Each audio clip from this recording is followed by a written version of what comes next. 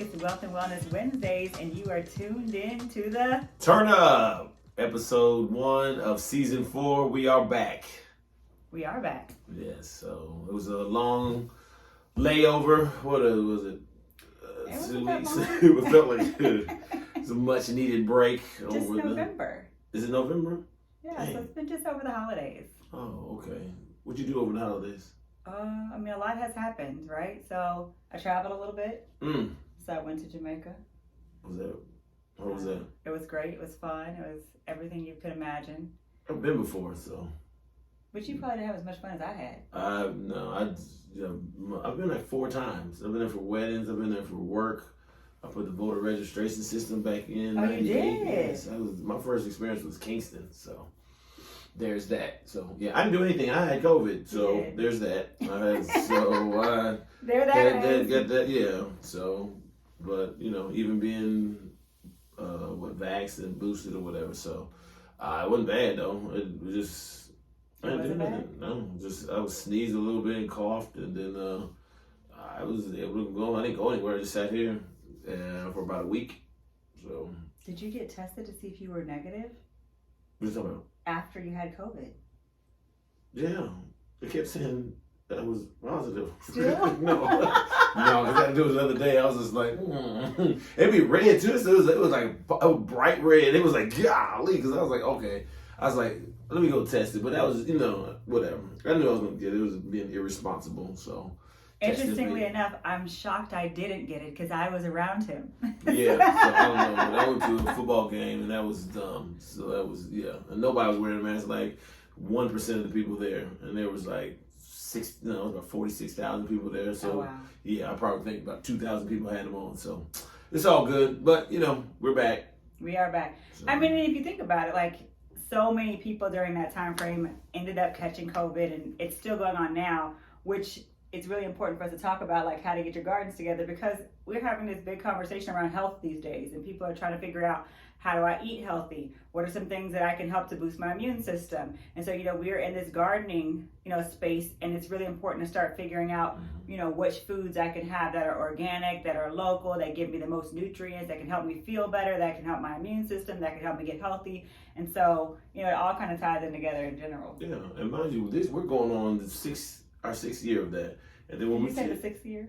Oh, it's 6th year of the garden, not COVID. No, we have the garden, But that's why I'm saying we ain't new to this. We true to this. Right. And I still meet people all the time. It's like, oh, you're on that wave of. I say, no, we've been doing this. We was doing this before the pandemic or whatever. And this just only strengthened our resolve to continue with healthy eating. I gotta stop watching the football game. Yes. And the healthy eating and exercising. And because, like I said, we're going into, for my 9 to 5, this is going on a full 2 years of working from home. Yeah. And everybody is not stable. It's not healthy to not be around people, not interact. And it's, I can see it weighing on people. So, I think that's what I said, but this is the gardening. And then, we're students of this too. So we're still learning as we grow. Dang, that was good. That's a pun. You get it. Learning as we grow. Learning as we grow, like mentally, maturely, and I got it. Boy, I'm doing it today. I am doing it today, boy. Yeah, so y'all stay on board, stay with me. He's on one.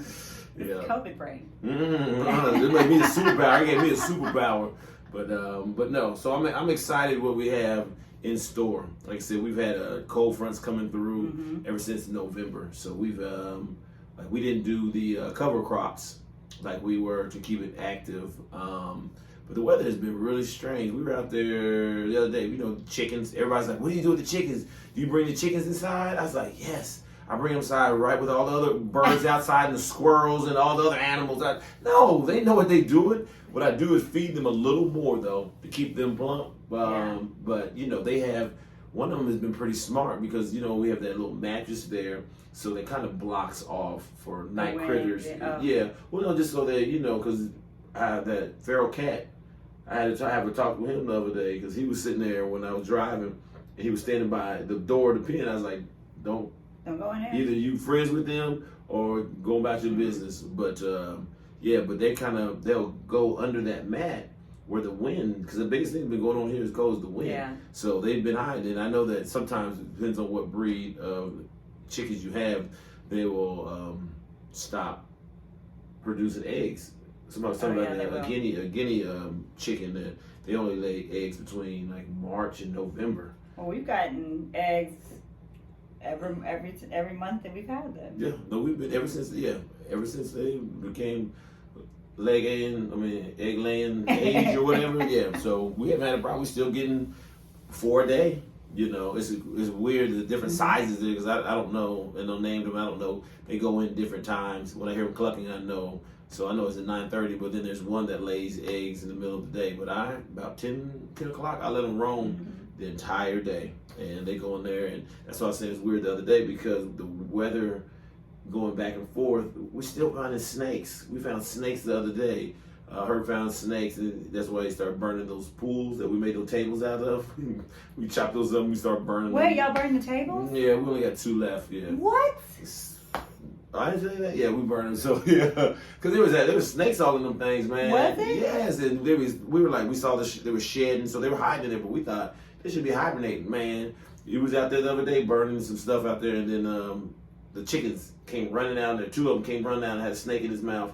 They was eating a snake or whatever. They're eating the babies and stuff, but I thought they were in hibernation or whatever. So we cleaned all that stuff. We'll get some new ones, whatever, but we got to clear all that land out. So we got a lot to do. So a lot's been going on since November. And I was right since November. I was going to say, now that I think about it, you were talking about the eggs, and so specifically with our chickens, you said you were feeding them more. And the reason I'm acting like I don't know much about what's been going on is because I've been a little MIA, just to be real honest. Not even a little. Not even a little. I have not been outside in the garden since maybe October, November. Yep, I'm since out the there end of every season last day. year. Every day I'm out there. I took a little break.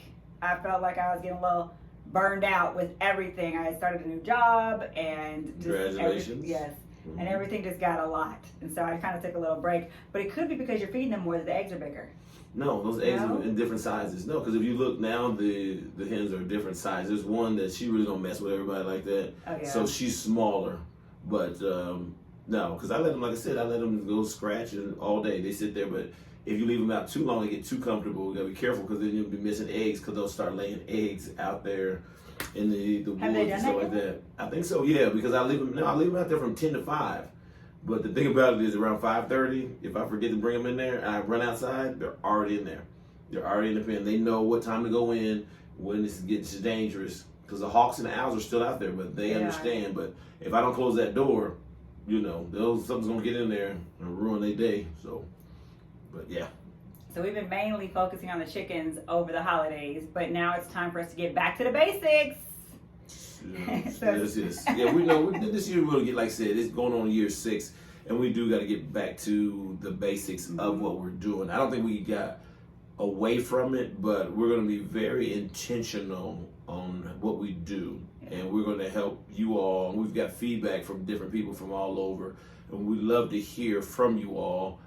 So make sure you all do get on the chat line. So when we do this, this plays on Wednesdays, 8:30 Eastern, 7:30 Central, and we'll be live chatting. So there might be questions that you all ask on there.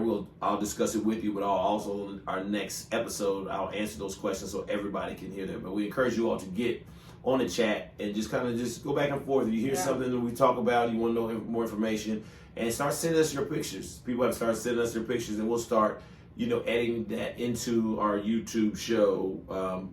So you can see the video aspect of this too, the gardens. So there's some people that have great gardens. It's so funny, not funny, but it's interesting depending on your temperament. If you're out there in Houston, he is sending his pictures and his tomatoes and peppers just stopped growing. Right. You know what I'm saying? So some of that stuff can go year round, which I'm jealous of. But so stay interactive with us on our chat, on tlscradio.com. Yes, for those of you guys who don't know, again, we do have a video that goes along with our audio every week, so you can find it on YouTube. You can always find our audio on tlscradio.com.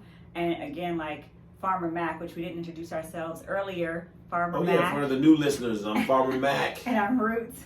Yeah, for the old listeners, y'all probably noticed I've been in the gym a little bit, so I've been eating good. But, on top of eating good, you have to work out. Last year I did a 90-day walk. Yeah, what happened to that? You just done? I did it. I did 90 days in a row, no less than 2 miles, no path the same. I did 90 different paths, a majority of coming out of my house, but I never did the same path every day. But that was more good and peace of mind because I did not gain any weight. I didn't lose any weight. I didn't do anything. But yeah, so now my challenge this year is to go to the gym 3 days a week. Still doing the 50 to 100 push-ups at one time and the 150 crunches and stuff, but going to the gym 3 times a week. So I've switched up my workout. Speaking of workouts, I actually have stopped going to the gym just because, I don't know, COVID was getting too crazy for me. And so I started doing calisthenic stuff at home. So like burpees, jumping jacks, mountain climbers, things like that, push-ups, planks, all this kind of like, is it calisthenics? Is that what you call it? I don't even know. Calisthenics? Yeah, is that what it's called? When you're doing jumping jacks and all that? Yeah. Yeah. Okay. So I do that for routines, different ones for like 30, 45 minutes, Monday through Friday. So I did it 5 days a week. Oh, okay. You know, this age creeps up on you and you're like, uh-oh, something's changing. I got to start doing something different. So. I don't know. This is beautiful what I'm doing.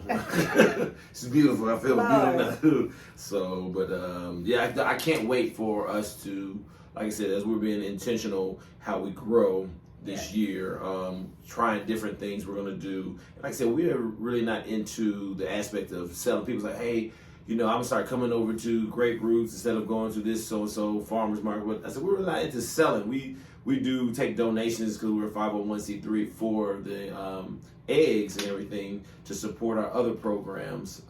But we're not going to get into it because that's another job that neither one of us have time or really want to get into. So what we do is just trade your time for produce. You come over here, you help out, you come say, hey, Grape Roots, I want to bring some people over. I want to do a program for our kids or for the community. You know, that's what our garden is for. And we're still going to different schools and communities and helping them with theirs too.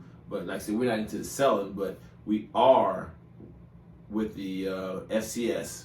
We're going to start our first seed to feed program. So the kids that were helping us last year, they were coming on Wednesdays for a month. Ages 5 to 18. We're really going to get them focused and learn. And we might have talked about this at the end of last season, but we're really going to get them the full aspect of urban farming. Yeah. So we still have the land that was donated to us at the top of the street.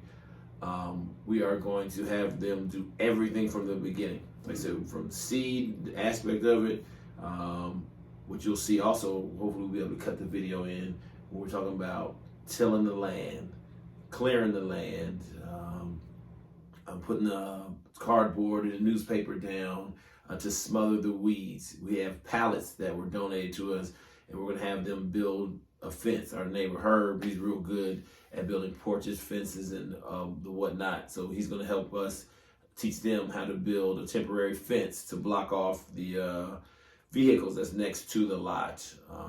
We're going to have them research, going to other farmers market, seeing what is their overhead, what are they growing, why are they growing it, how long have they been doing it, what does it take to get to be at a farmer's market. And they're gonna have to do a report on that and come back with us so they understand when they get to the feed part, sell it at the store across the street, how much they sell it for, what's the profit margin, how much time do they put in there compared to what's their return on their investment.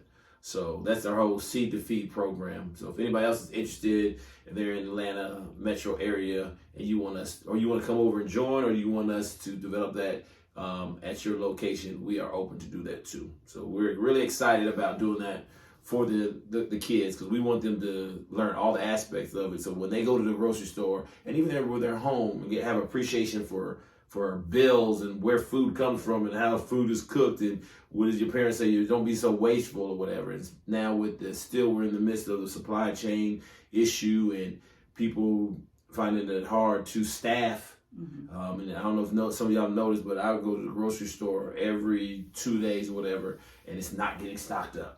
No, and it's getting more expensive. Very expensive. Yes, and so I know people always, the thing that I hear most about is people always talking about how expensive it can be to eat healthy. And so in this seed to feed program, they can also start to understand, you're right, like the prices, inflation, things like that. And so if I do want to eat healthy, I can learn how to grow it myself, right? So then you have self-sustainability happens, and then people can then also eat healthy in a way that can also help the pocketbook, which I know we all want to keep our coins.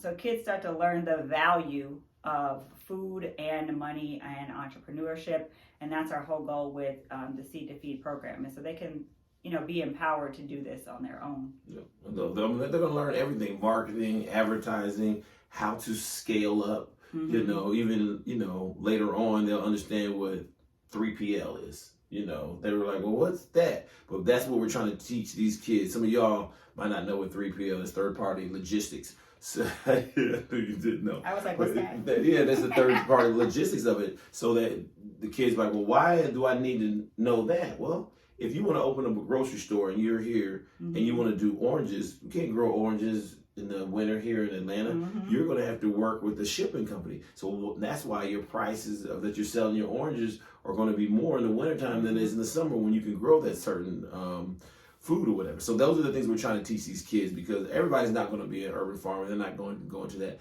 But there are things that they're going to learn, and it's going to hit different when they're in class, in school, they're in the science, and in their math. They're going to understand how that is really integral in their learning.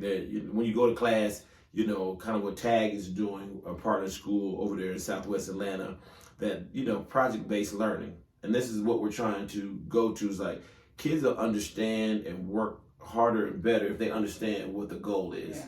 So if they're just like, you need to go get A's, like, why do I need to go get A's? I don't know. So they can have good, to do what? But if you give them an aspect of like, this is why geometry.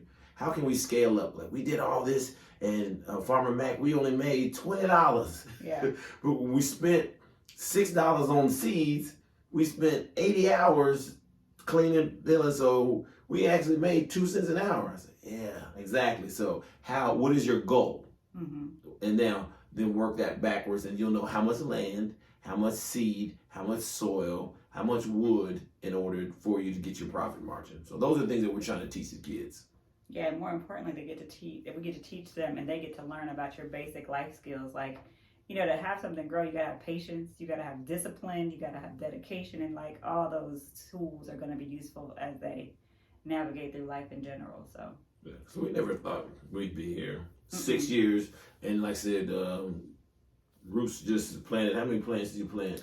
So this is early spring season. And so if you want to get your garden started early spring is the plants and seeds you're going to put out in March.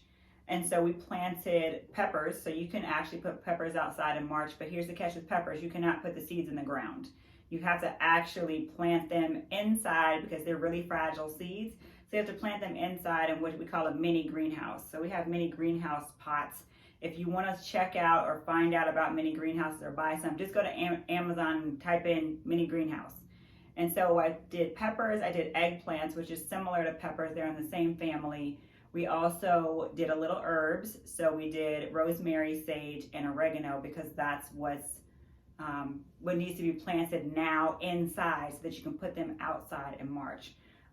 Leafy greens are great to plant early spring. However, those can be directly seeded into the ground. So you can just put your, kale, you can put your lettuce, you can put your collard greens, which we're definitely planting because those did really well for us 2 seasons back. Cabbage, we're going to do bok choy this year. Yes. Yeah. Something different. And you can put all those seeds in the ground come March. But right now, you definitely want to plant some peppers so you can have some early spring peppers. So when you say peppers, what do you mean? You talking about red, green Anything. peppers, So red jalapeno peppers? green peppers. We did red peppers, green peppers, yellow peppers, orange peppers, jalapeno peppers. You can do habanero peppers. You can do any type of pepper this season. So that they're all fine. So whatever you like, plant it. And if you're planting, I encourage you to use some organic seed starter. You can't use outdoor soil for seeds. It's too heavy. It's too thick. You need something light and airy for the seeds to be able to breathe. So if you want to get some organic seed starter, we use something called Jiffy. You can Google it. It's not really very found, you can't really find it very well on Amazon. Yeah. But we have found some in the city of Atlanta using the Home Depot app. So you can definitely find some Jiffy Organic Seed Starter, and you'll use that. I just tell people, put it in a big bucket, put a little water on it. You don't want it to be super wet. And then just pack it into your mini greenhouses and put 2 to 3 seeds into each little container. And then just watch it grow. Well, actually, you need to do more than just watch it grow. Just say this. Actually, that's a lie. That is a lie. You need to have a couple of other things. You need to make sure you have some kind of lights.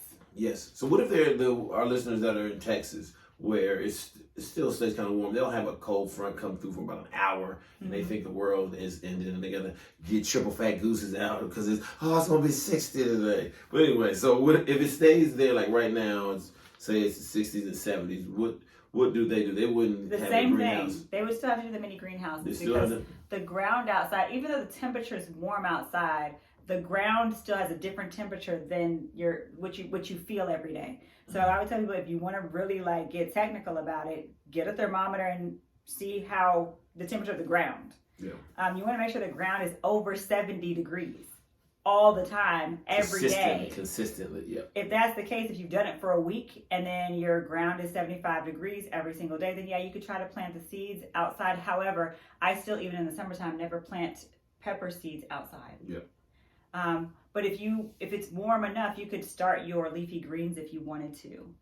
But you got to be careful. It's kind of like I always say, planting seeds is like making kids. It's got to be warm, like an incubator. You know how you have a baby early? What? you know how you have what? You have preemies. They have to be in an incubator. It's got to be warm, all that kind of stuff. So think about that. You wouldn't want to put your seeds in the ground where it's cold and all that kind of stuff. So you got to make sure it's warm consistently. Not a doctor.